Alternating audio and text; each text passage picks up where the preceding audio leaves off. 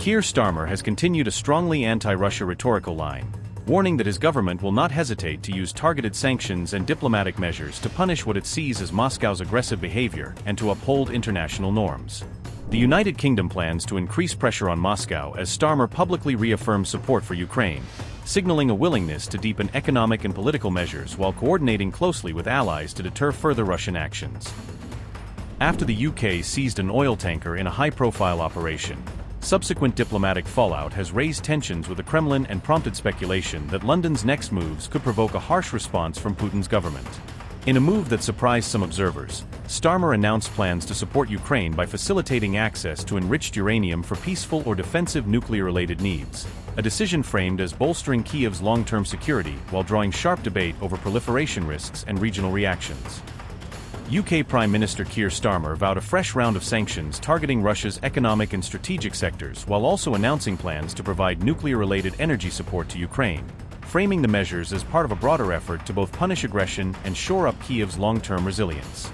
Starmer pledged to tighten the financial noose on Moscow by squeezing Russian revenue through additional sanctions, export controls, and allied coordination designed to limit Kremlin access to hard currency, technology, and critical supply chains. The Prime Minister made his declaration during the G7 meeting taking place in France this week, using the high-level forum to rally partners and to underline the UK's intention to lead diplomatic and economic pressure on Russia. Starmer is expected to hold bilateral meetings with Ukraine's president and India's prime minister on June 16, signaling a diplomatic push to coordinate support for Kyiv while also engaging key global partners on security and economic issues. The UK's latest threat of sanctions came just days after British forces seized a tanker linked to Russia's Shadow Fleet, an operation that both demonstrated enforcement muscle and escalated tensions between London and Moscow. Observers say Starmer may use the G7 platform to reassure US President Trump and other allies while negotiating commitments to raise defense spending and strengthen collective deterrence, a diplomatic agenda that blends reassurance with pressure. In response to a string of devastating Russian strikes on Ukraine, Starmer pledged £210 million in new assistance, committing significant funds to humanitarian relief, military support, and reconstruction efforts to help Kyiv cope with the immediate and long-term consequences of the attacks. Keir Starmer said, and I quote, "We will stand with Ukraine for as long as it takes, and this announcement reinforces that. Putin should roll back his tanks, end his barbaric strikes, and come to the negotiating table." Unquote. The United Kingdom is preparing to supply Ukraine with enriched uranium earmarked for use by its civilian nuclear power producer, a move presented by London as essential to maintaining Kyiv's energy security and ensuring uninterrupted operation of its nuclear reactors amid wartime supply disruptions. Officials say the deal was reached during a high-profile meeting between Prime Minister Keir Starmer and President Volodymyr Zelensky at Downing Street, where both leaders emphasized the strategic importance of steady nuclear fuel deliveries alongside continued military and economic support. According to reports, this agreement builds on a preceding two-year arrangement to supply nuclear fuel to Ukraine, extending and formalizing cooperation that aims to stabilize Ukraine's civilian energy sector while navigating complex export controls and safety safeguards. New sanctions proposed by the UK would be calibrated to target Russian financial networks and to broaden the list of sanctioned vessels, a dual approach intended to cut Kremlin access to revenue streams and to disrupt the maritime channels used by sanctioned entities. London also plans to focus sanctions on a Russian state-linked network implicated in procuring Western technology, measures designed to choke off the channels through which sensitive equipment and dual-use items are acquired and diverted to military or sanctioned programs.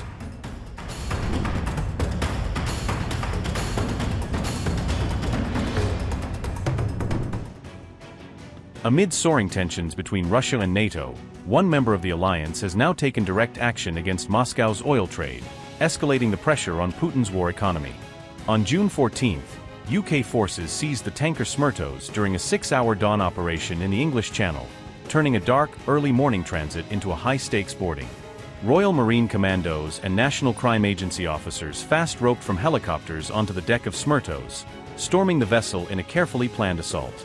The boarding party was backed by RAF aircraft overhead, a Royal Navy frigate and a mine hunter, underscoring how seriously London treated the coordinated interception. Smertos, which was sailing under a Cameroon flag at the time, was intercepted while transiting toward Port Said, after being tracked as it moved through European waters. According to British reports, the move marked the first time UK forces have carried out such an interception of a suspected Russian Shadow Fleet tanker. The UK government says the tanker is part of Russia's sanctions-busting shadow fleet, a web of ships accused of moving banned oil to keep Kremlin revenues flowing.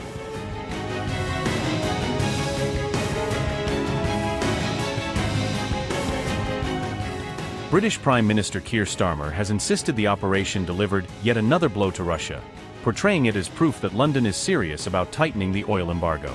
London says the ship will now be held off England's south coast for review, keeping Smertos anchored while officials examine its cargo and paperwork. Officials add that the vessel will be closely monitored for safety and environmental risks, amid wider concerns about the aging ships used in Russia's covert oil trade. UK Defence Secretary Dan Jarvis has praised the forces involved in the complex operation, highlighting the coordination between the Navy, Air Force, and law enforcement teams. Starmer said, and I quote, "In the early hours of this morning, I directed our armed forces to intercept a shadow fleet oil tanker attempting to pass through the English Channel. This successful operation delivers yet another blow to Russia and reminds those fueling Putin's war in Ukraine that we will not let them hide. I want to thank those involved, including our armed forces and law enforcement officers who keep this country safe 24 hours a day, 365 days a year." Unquote.